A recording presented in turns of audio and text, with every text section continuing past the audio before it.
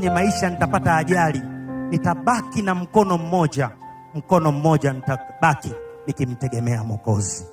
Nimejifunza katika maisha haya, hata kama mguu wangu mmoja unaweza usiwe na nguvu ya kutembea, mguu mmoja uliosalia nitabaki nikimtegemea Mwokozi.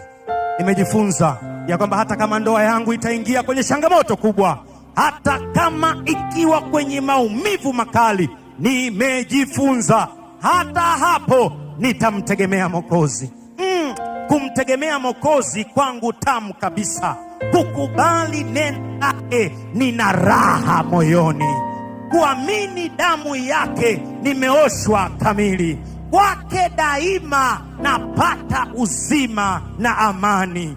Nafurahi kwa sababu nimekutegemea. Yesu mpendwa, rafiki uwe nami dawamu.